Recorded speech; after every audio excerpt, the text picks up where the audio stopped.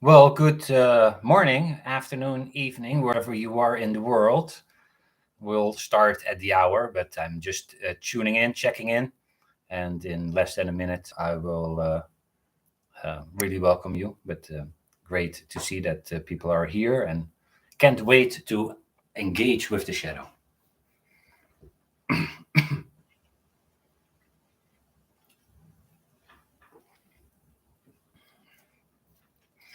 Thank you, Anastasia.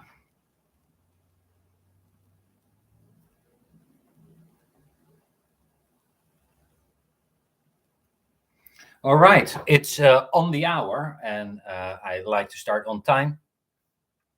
It's like television. Here we are. And great to see someone from South Africa.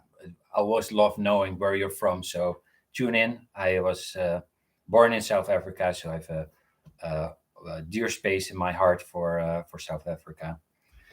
And hi, Nan. So uh, we'll talk today about the shadow and how the shadow plays out in our dreams. I hope that you've enjoyed the summit and have gotten these different perspectives on the shadow, how they play out in our lives in the different areas, and that you already got a good sense of what a shadow is. Probably you know, but I thought to start with giving you a definition that I just wrote down. Then we'll look at the different ways that the shadow manifests itself in the dreams. And then in a workshop kind of a style, we will engage with our dream and the shadow elements. And I will do that from a perspective in which we use Jung's technique of active imagination. We use the body as an embodied way, an alchemical way, as in embodied imagination, and then dream incubation. And that will give you a way of embodied experiencing part of your shadow and integrating it and moving it forward. So that is the journey we're on for today. And hello, everyone that's here. Kaylin, hi. Diane, hi. Winsler, hi. And um, the definition of the shadow that I wrote down is it's the negative side of the personality, the sum of all the unpleasant qualities one wants to hide, the inferior, worthless, and primitive side of man's nature, the other person in one's own dark side.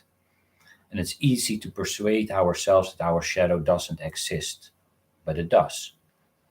Jung described it once as the thing a person has no wish to be. So if we think about the structure of the psyche in Jungian psychology, you have the ego, and then you have the persona, the shadow, and then in Jung's idea, the anima, the animus, the old wise man or woman, and the self. The self encompasses it all. And a way of thinking about it is that we're a boarding house, and we are just walking around this boarding house. Yet there are several other characters that either permanently live there or they are temporary visitors. And some might be in rooms that we've never been in. Some might sometimes walk into the living room while we're there and disturb us, and we don't like them, and we want them to go away. And it's our task to figure out who are they, how do they influence us, and how can we better relate to these characters so that not their destructive side comes out, because that's the big problem. Unrelated, the shadow tends to become destructive, and a lot of our problems come from our unconsciousness about the shadow. Naturally, the question is the shadow always negative? No. Many cases we have a positive element, one of the characters that has a positive contribution to make that we just don't pick up. This recently I had a dream in which there was in a period I was a bit stressed, and there was a soccer player who was really in the moment, who was agile, who could play the game well, and so that character came in, And by me relating to the energy of that character, I became more in the moment and able to engage my day-to-day life better. In fairy tales, you often see also that what is that there's beauty and the beast. Beast is the shadow of beauty, and the beast also has the golden voice. By relating to beauty to the beast, the golden voice can come in. Or it's the ugly little frog in the fairy tale that knows actually where the golden ball is. So the despised character is actually the carrier of the information and the knowledge of the inner gold. And so we want to relate to either the negative traits or even the positive traits in us that fall outside of our awareness. These characters, metaphorically, in the boarding house that are completely influencing our life, but we're slightly or not aware of. Another way of thinking about the shadow is seeing it as a blind spot. And here is why I think that working with dreams can be so helpful. A dream can be a psychological x-ray. So we cannot see ourselves, but the dream will display as an x-ray what goes on inside of us, including those characters that otherwise lie invisible to us. And then that gives us the ability to know, hey, who else is walking around in my psychological house, and how can I relate to them in a more optimal way? How we can do that, we'll do in a practical fashion and form today. So, summarizing, uh, dreams can be very helpful to work with the shadow, and as an way to look at in dreams, the shadow can manifest in several forms. So you can just look at your dreams and see how the shadow plays out. The classic way is that there is some form of a monster, uh, Frankenstein-like. It could be inhuman. It can be an alien, something, uh, King Kong, Godzilla, something really threatening is out there trying to get to us. Can also be an evil witch, or very often such a character was there in childhood dreams. And that is one manifestation of the shadow in dreams. Another one is that the shadow shows up as disregarded or judged or marginalized aspects of ourselves and in our culture. So that could be the homeless person, the prostitute, the criminal, things that maybe we would say from ourselves, oh, no, no, no, I'm not like that. Oh, that's totally not me.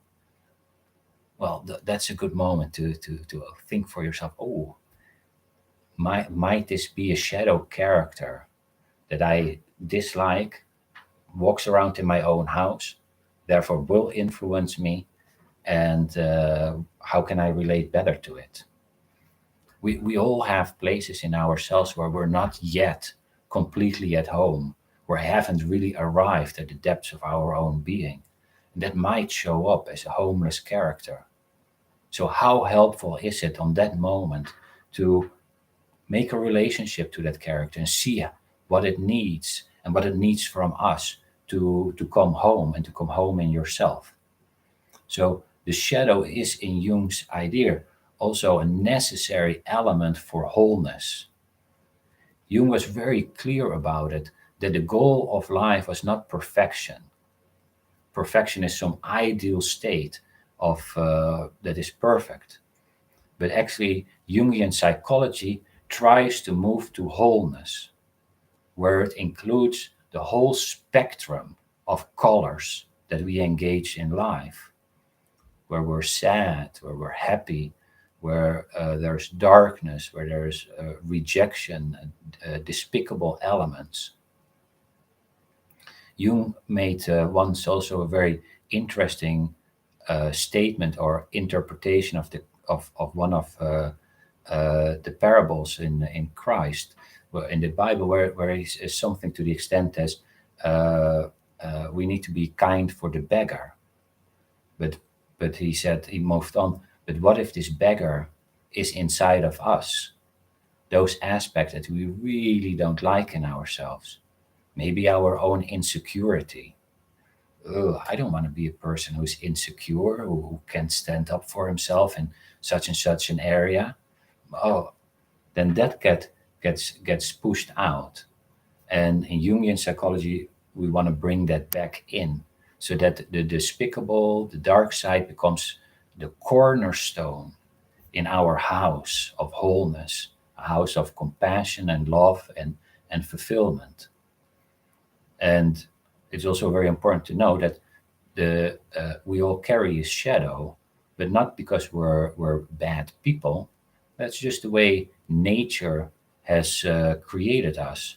We have strengths, we have limitations, we have wounds that are sometimes even inherited from through the family line, or we couldn't help it in our culture, and that's not a problem.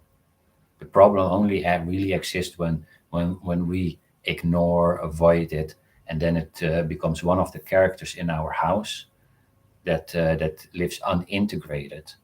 And the disadvantage of that is that those characters don't disappear.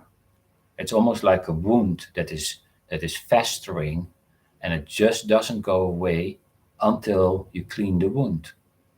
And the same with these characters. They will knock on the door, they will start throwing out little notes through the window, so other people start seeing our shadow.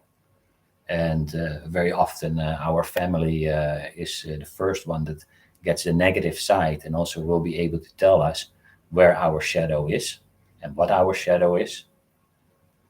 So our shadow lives out, and then we'll either see it in the outside world, but in dreams it also shows up. So coming back to how does the shadow manifest in dreams? As a monster, as these disenfranchised aspects in our culture, the prostitute, the criminal. It could also be a character in our dreams. It is a friend or someone at work that we dislike. Then it begs the question is, what is the quality that this person is carrying?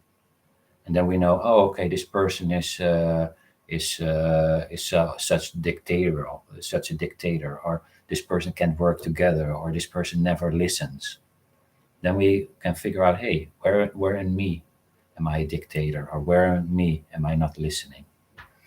And the fourth one is what you sometimes see in dreams is that it just a figure shows up that is alien to our experience. So it could be literally an alien, but it could also be someone, if you live in the West, it could be someone from Asia. If you live in Asia, it could be someone from South America, someone that is alien to your experience. And they are often a carrier of something that has not yet been integrated, but is just part of our life.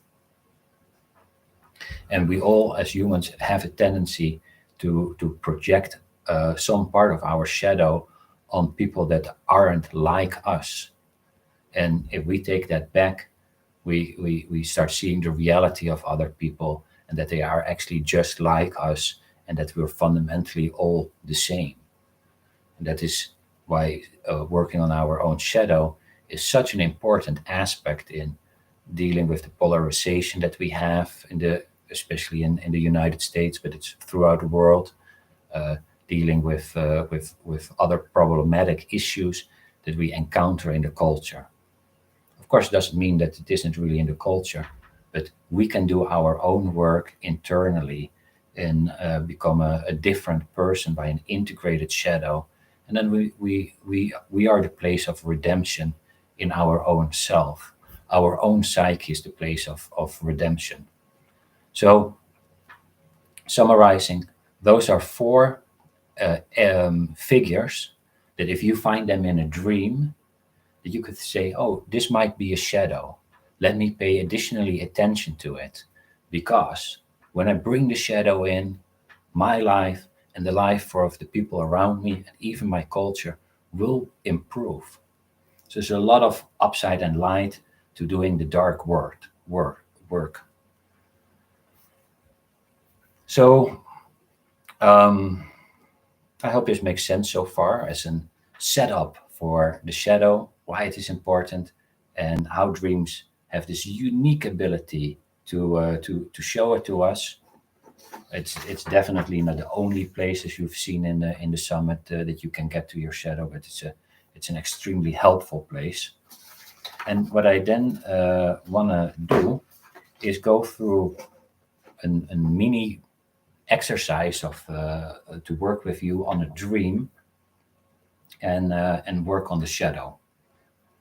And you can do this to yourself. You can do this with your partner. You can do this if you have clients or patients. And this is a type of process that you can apply.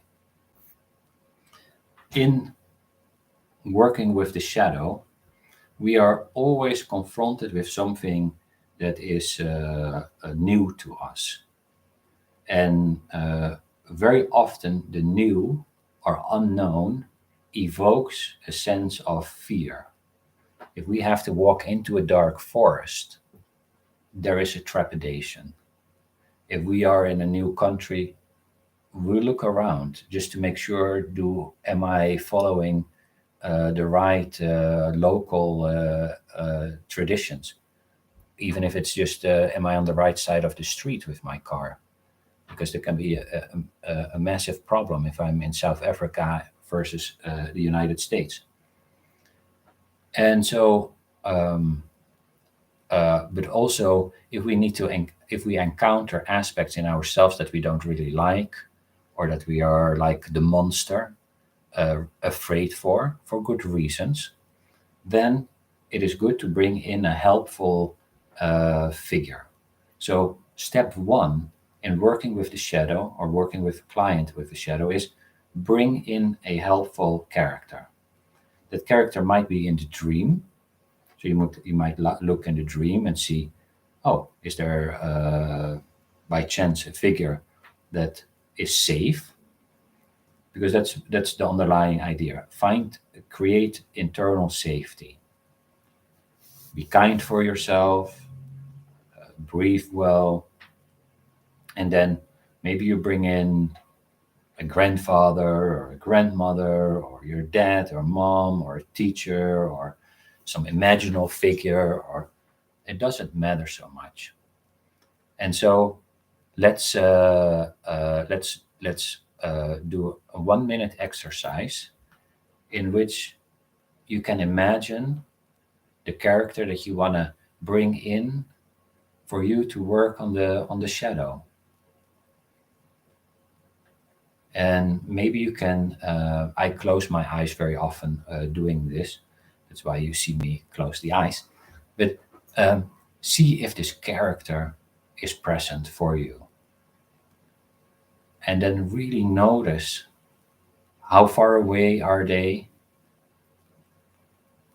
What do they look like? What is the way they move, if they move?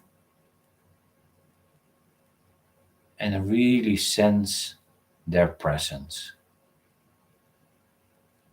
And maybe you can notice even in your own body somewhat of the nearness of this supporting figure.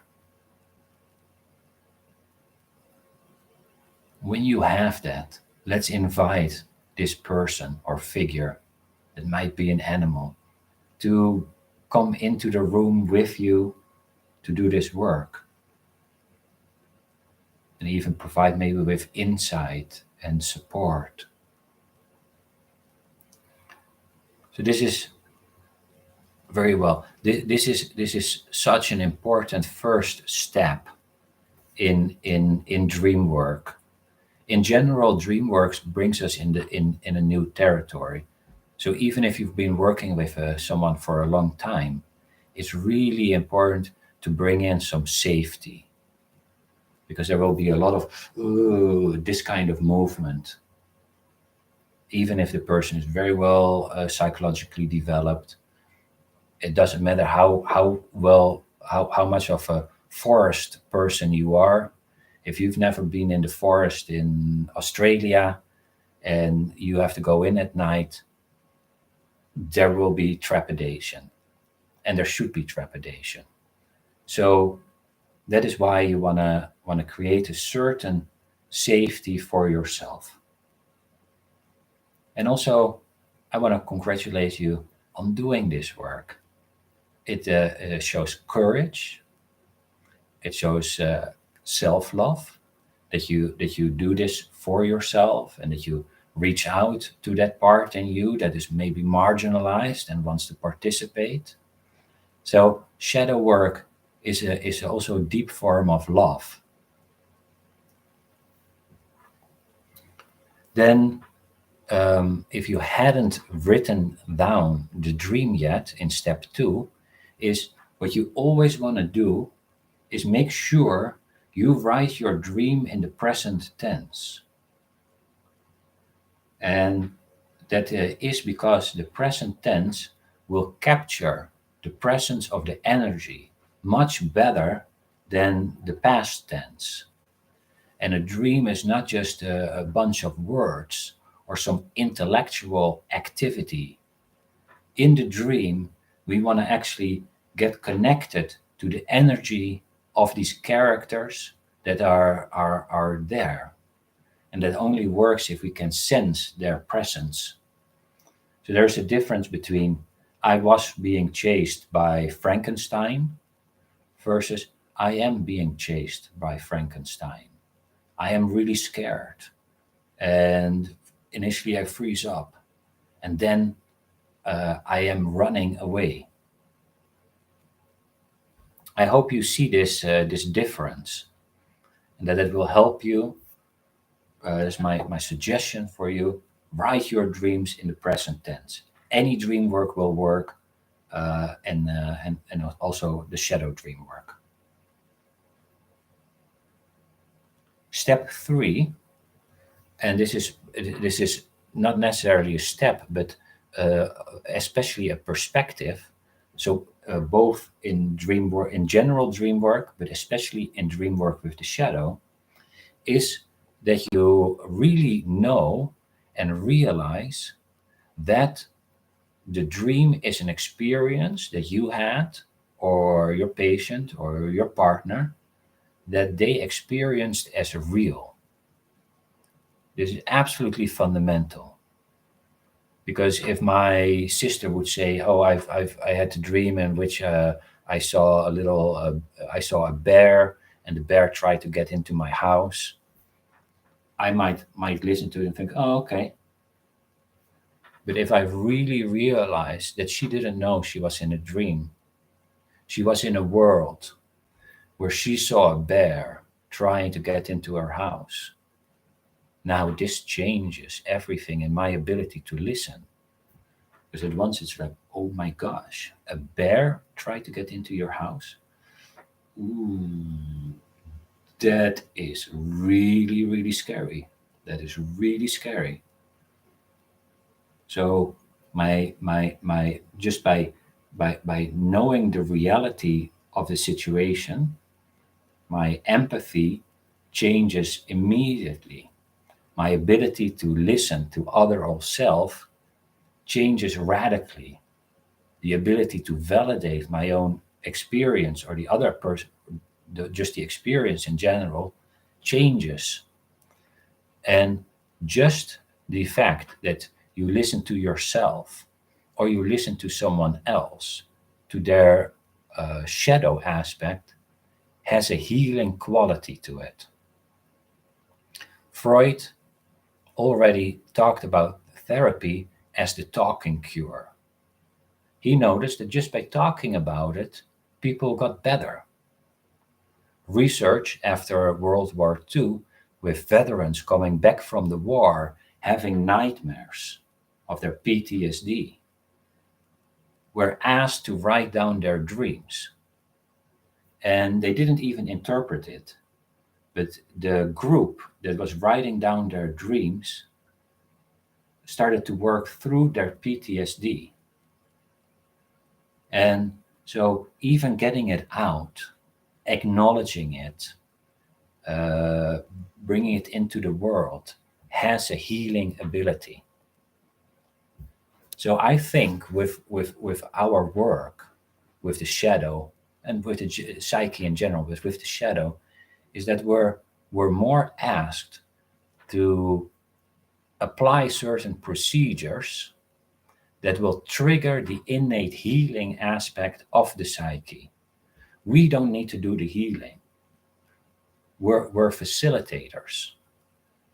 It's like a wound, and the wound starts to fester. The main thing that is asked for us is that we touch the wound, which will hurt, and we might scream, and that we clean it. And that might be painful, just like shadow work might be really painful. But once it's clean, the body will and can heal itself, and it will heal the wound. And it's the same with the psyche. Our psyche will heal itself if we apply the right procedures. And one of those right procedures is that you know that a dream is a real experience. And we sometimes have to remind ourselves to that. I've been working very long with dreams, and I uh, can admit that I need to remind myself on a regular basis. Oh, this person bringing in this dream where they see a crocodile, they have the experience of seeing a crocodile, even if their tone is a bit flat, or they're like, oh yeah, I saw a crocodile, and then I froze, or I started fighting it. They know, oh gosh, you experienced seeing a crocodile. Ooh, it brings me in that empathic state, but it also helps the other person to really sense into their feelings. And very few things can change without us feeling it. Otherwise, they remain unconscious, and then it can change, heal, transform. The same in ourself. Validate self, show up for self, be curious for self, are all acts of love, kindness, compassion, validation that have the same effect on us as cleaning the wound that in itself will help transform. And the good news of that is we don't need to be psychological wizards, know everything about dream interpretation. Applying these qualities to ourselves will help, and pretty significantly. Sometimes even more than intellectually knowing what the issue is emotionally showing up for yourself will do much more. So maybe if you are working with a dream today and otherwise take another dream, I'll give you 2 minutes to validate yourself. Tell yourself this was a real experience, and notice the feelings that you had, and just say out loud to yourself, aha, so you were really afraid, or you were really angry, or whatever your feeling was. Validate it. Validating doesn't mean it's no saying it's good. Validating is acknowledging that it happened and welcoming it in a non-judgmental way. So I'm going to give you 2 minutes for that, and give it a try.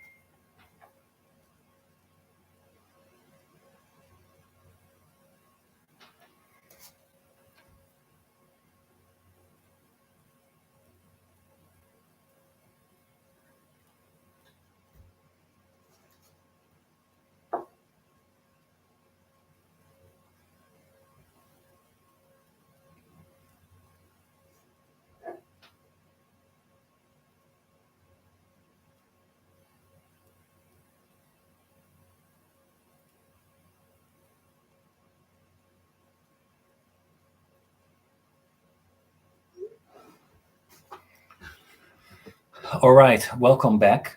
I love to hear later what your experience is. We will be going later on to Zoom, where you have half an hour to ask questions, give comments, share your experience if you want clarification. So we will welcome you there. Um, the next step in this dream work is that we look at the structure of the dream. So instead of asking the classic question, what does this mean? We postpone that a little bit, because before we ask questions, what does it mean that I meet this lion? What does it mean that I meet the bear? And then we'll Google it, of course, and we see the bear is the great mother, and then we'll go some direction, and there might be a lot of merit to that in itself. But what I want to propose is a different approach. And I also worked out that approach in my book Dream Guidance that came out over the summer with Hay House. And in that, I propose that we ask the question, what is happening? And that pulls out the structure of the dream. Jung already looked at the structure. He said he compared it to a play.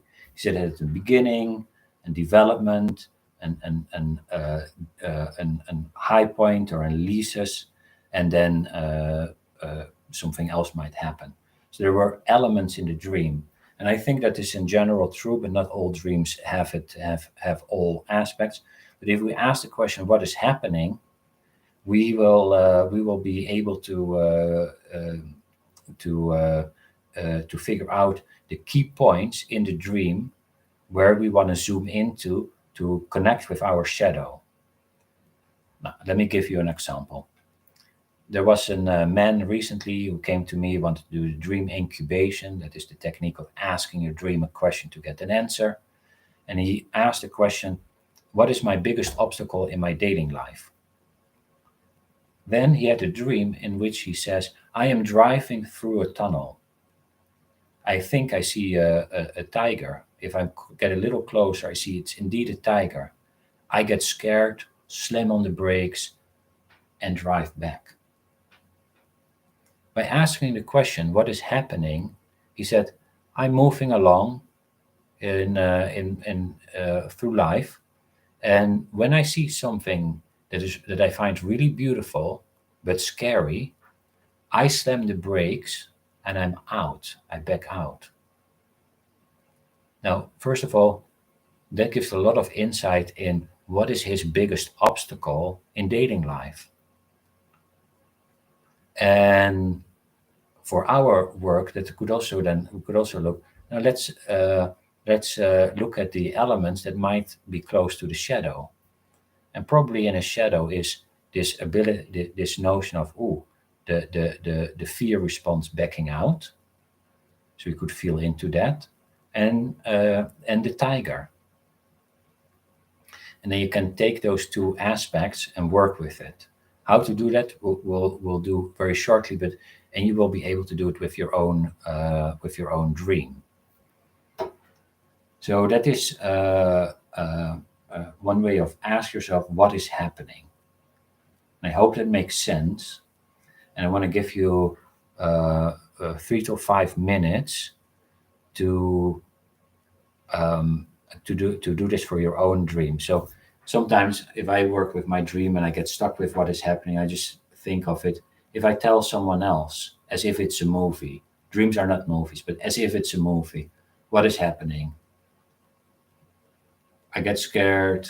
I'm being chased by something I fear for. There's someone else who knows how to climb a tree. I do the same, and I feel that I get that safety. That might be a way of doing that. So I'm going to give you 4 minutes and write it out, and then I'll see you in 4 minutes.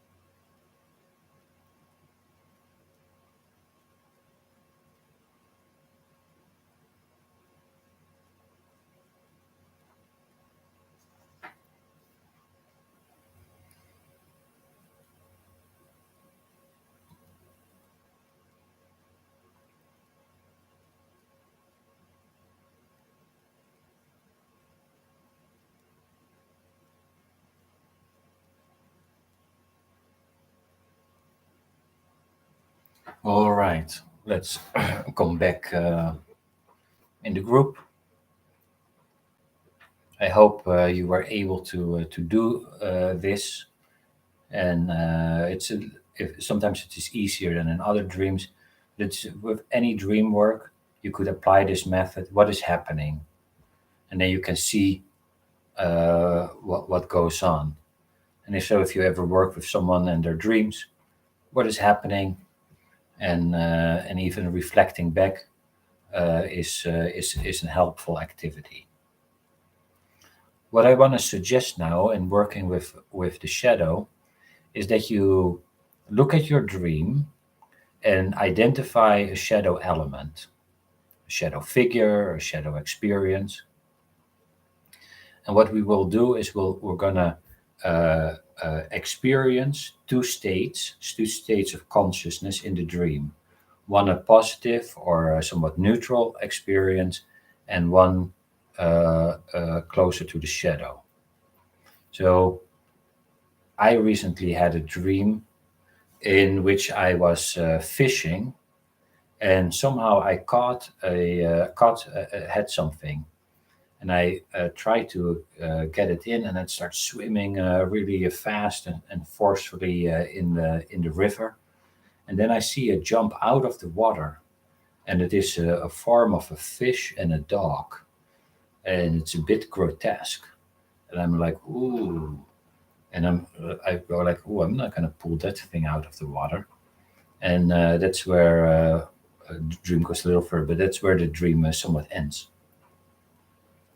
So um, in this dream, if this was a dream, I could say the question, what is happening? I'm fishing, and I catch something that I find really grotesque, disturbing, and don't want to get out of the water. Now, I could then sense in first the sense of fishing. What is it like to fish? And feel into that. And then I can either go to this monsterish kind of figure and see if I can get a sense of the figure. If that is too scary, I can stay with my own sense of fear, and then I hold both states emotionally, both states, the sense of fishing and the fear, or the sense of the monster, and then I do some form of dream alchemy, like an embodied imagination, where you feel these states, and it's like putting two fluids into a vessel, which these fluids will do something and transform into a new state, and this will bring out healing. So inner healing is being triggered by holding these different states. And what we then do is we get the sense of the grotesque fish, we'll put it in here, and so that becomes more part of my habitual consciousness, and my habitual consciousness starts integrating this shadow, and I will, whatever qualities the dogfish has, will become part of me, and I will be better able to adapt. So I hope that makes sense, and it probably explains itself better if you go with me through the exercise. So let's first start with a neutral or positive figure in your dream. That can be a literal figure, that can be the car, that can be a tree, even the wall. Anything in the dream is alive. It's all living psyche, embodied energy taking on a form and shape. And this method scrapes off the form, gets to the inner core, the energy, and start experiencing the energy in your own body. So please identify the part that you want to do. This can also be yourself. So if you are walking in the street and you feel like, oh, I'm walking really confidently and I love walking here, or like me in the dream, I'm fishing, and and then I start feeling into it, what it is to be fishing. Oh, this is if I go now back to it, I can very quickly sense, oh, I'm actually both engaged with someone, and I'm fishing, so I'm half doing this. till at once I catch this thing and it feels light walking there. And then I ask myself, where in my body do I feel this lightness? And that's the starting point.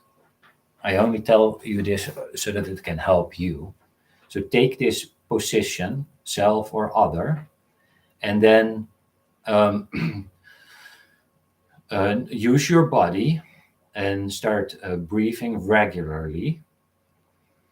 So do maybe 5 breaths so that you sense into your body even further.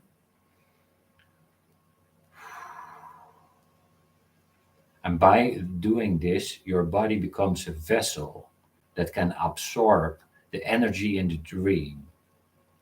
And the mind might be a bit rippled, and you bring by breathing and sensing into yourself, you become more a sponge that can absorb the energy. So continue to breathe, continue to sense your body, and then notice either, and I will say this other in dream or yourself. And I will talk, I will call it just other, but even if this is other is in you. So notice what it is like to see other. What is that like? What does that feel like? And if other is a figure, then notice how other is standing or moving. And then start moving a little bit with your own body like other. So you mimic micro movements mimicking other. Or you mimic the way you are walking. Because then you will start feeling slowly this sense. And so notice other, the way it moves. Maybe you get a sense of its energy. And once you get a sense of the energy, let that energy come over you.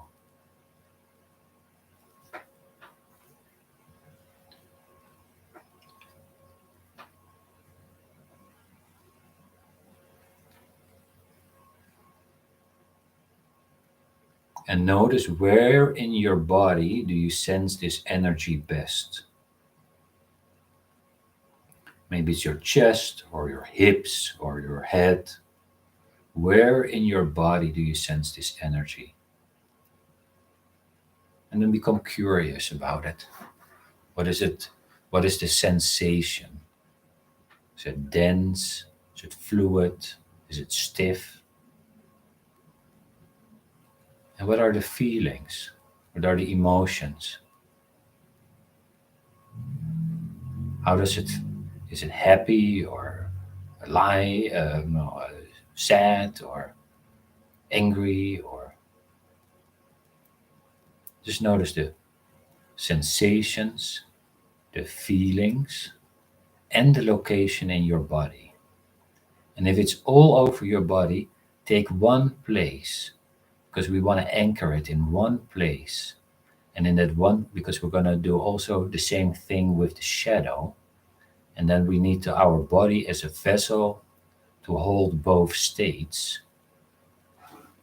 So bring it to one place, and then notice in this one place in your body, its sensation, the feelings in your body. And just stay with that for a minute.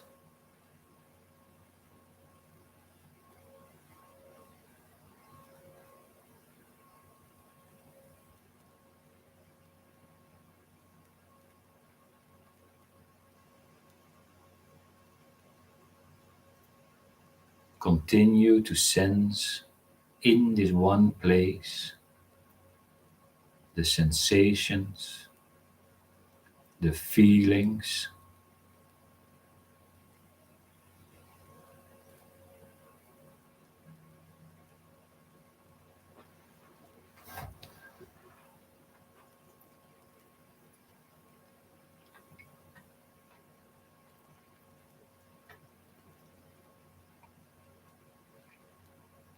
just a little bit longer. And this way you also get more in touch with your own feelings, which you don't even need to understand much about dreams or being intellectually an acrobat, getting in touch with the deeper aspects of your own self, which is healing and rewarding by itself. It's as if we do this with all these dream elements, the range of musical tonality increases in your life. Life becomes more colorful, there become more colors that you can access, or becomes more richer. So hold this state, and you might want to take just 15 seconds to write quickly down the place in your body, the feelings and sensations, so that you can re-access this also later today or tomorrow. You can practice this a little bit. So if you practice these states, then your neural pathways will wire that way, and transformation will take place.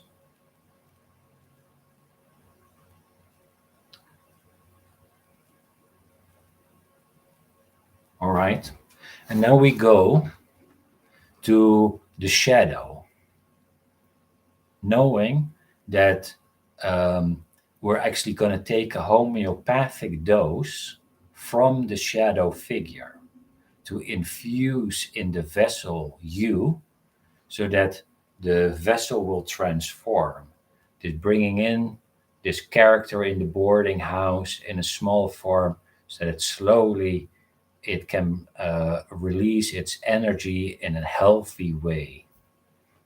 So as a chasing lion, it might be toxic, might be too poisonous, but as a little bit of lioness infused in your life might actually be the medicine that you need. And pharmakon, the old Greek word from which pharmacy comes and is medicinal, meant also poison. So poison and medicine are the same substance, just the dose is different. So now choose your shadow figure. And I'm just going to work from the idea that you choose the figure, but you can also work with your fear. The figure is too scary. You don't need to force yourself to go somewhere if your own system goes on tilt. But let's say there's a bear chasing you, then, or this homeless person. Start noticing. So shake the energy off a little bit, and then you're a clean sponge. And then start noticing this shadow figure. And is this shadow figure inside or outside? Is it light or dark where you are? Is how far away is shadow figure? So notice how far away shadow figure is. And in what way is shadow figure moving?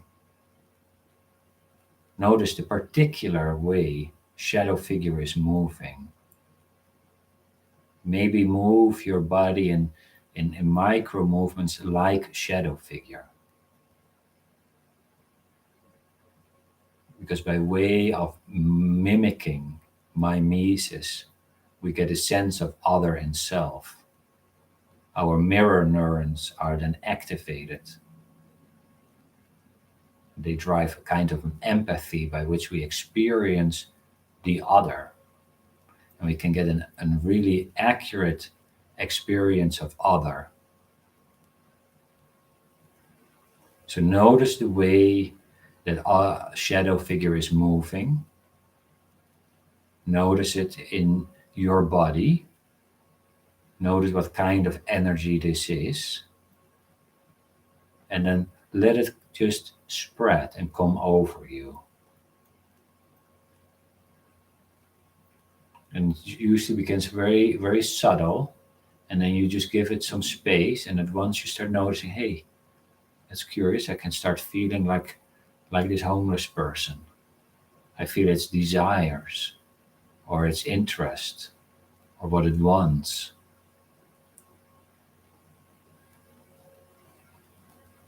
Notice where in your body you feel the strongest. And it's best to take another place if it's at the same place as say spot 1. So this is create a spot 2 where this is most strongest. And when you do that, notice also the feelings. What are the feelings? What are the sensations of shadow figure? And notice the presence of shadow figure in your body, in that spot. And how you are connecting, engaging with the shadow.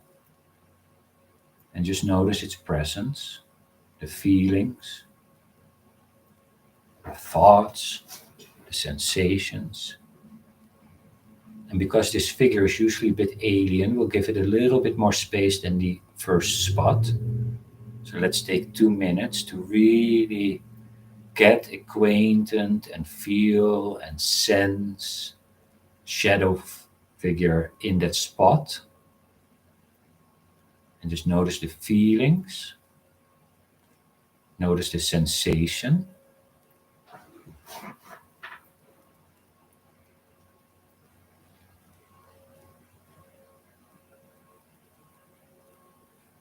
And just anchor it.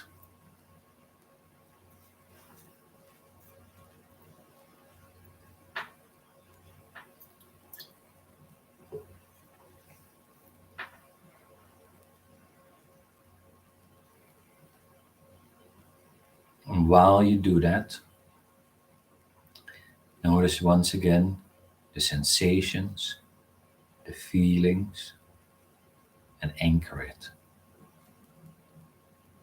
And then we're going to add the first energy to it, point 1, so that you really become the vessel of transformation with these 2 fluids, energy states that are coming in and then like an alchemy transform and will create a new adaptive energy system that's better able to engage with the place you are in your life.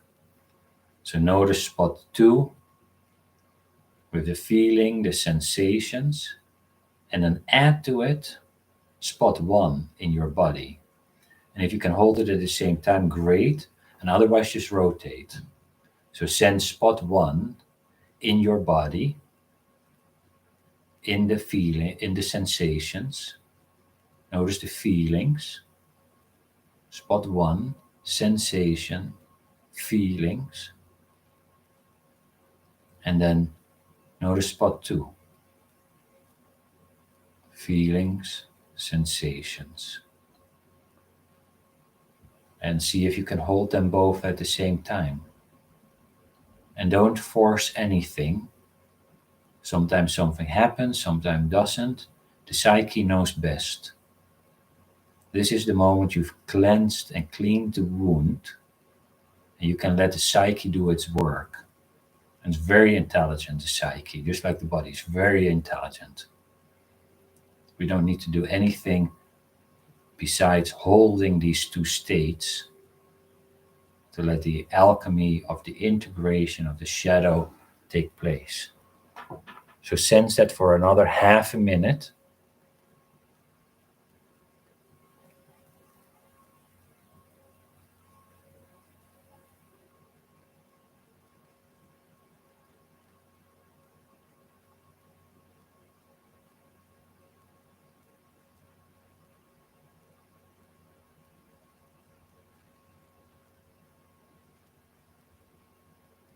All right. Well, see if something happens, if some images come up, if there's something happens to this, and just take a little note. And this is the end of this practical work, and we'll move to the Zoom environment where you can ask questions. And I see some questions in the chat. Just come to Zoom. I'll answer. I'm happy to answer them. I'm also give you a 5-minute break. Go to the restroom, get a drink, make some notes, whatever there is. 5 minutes. So in 3 after the hour, or let's make it 4 after the hour, 5 after the hour. That's a clean number. 5 after the hour. We'll be in Zoom, and I want to thank you for your participation and acknowledge the courageous work you did and the love you gave to yourself and other in this dream work. And I'll see you soon, or if not, thank you for being here today. And you can what we're also going to do is bring this in as a kind of an incubation. We'll talk a little bit more about it after the Zoom, but how you can incubate this as a state to get a response dream. If you want to read more about it, I have also a book, Dream Guidance, that you can get on Amazon and Barnes and Nobles and all over the place. And they ship it all over the world. You can also go to my website, machielklerk.com, and learn more there. But I look forward to seeing you soon.